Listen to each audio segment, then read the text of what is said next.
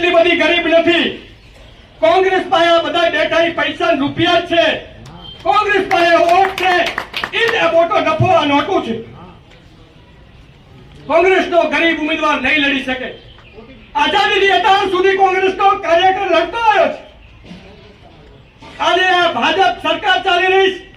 સાહેબ, એમને આટલા માણસ ભેગા કરવા હોય તો એમને આંખે પાણી આવે છે.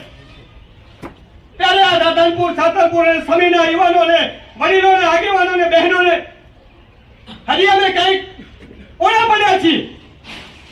વાતાવરણ વરસાદી હતું. હજી 100 બહેનોને અમે લાવવાના હતા. બહેનોએ અમને કીધું કે બહેનોની સંખ્યા પણ અમે લાવીએ, પણ બેનને કીધું કે એક કાર્યક્રમ પૂરો કરીને આ કાર્યક્રમ બંધ નથી રાખવાનો. તમે નક્કી કરો, ટાઈમ નક્કી કરો, વ્યવસ્થા અમે કરી દઈશું. ખાવા પીવાની જે કોઈ વ્યવસ્થા હશે, પણ કાર્યક્રમ ચાલુ રાખશું.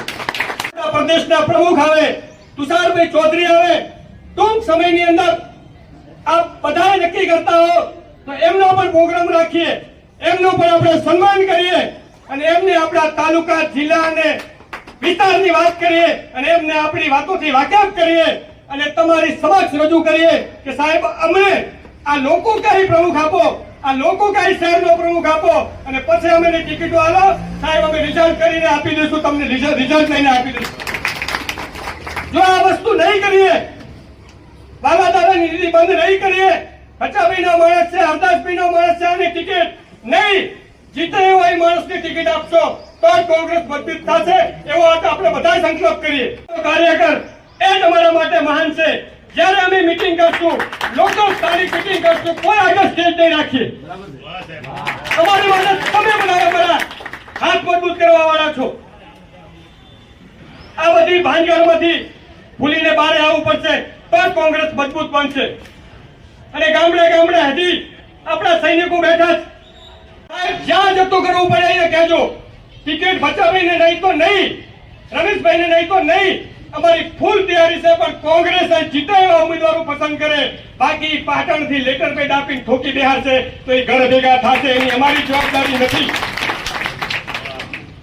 જ્યારે ટિકિટ આવે ત્યારે આજથી વધારે મોટી સંખ્યા ભેગી કરવી છે. 5 ગામના આગેવાનો ભેગા કરવા છે.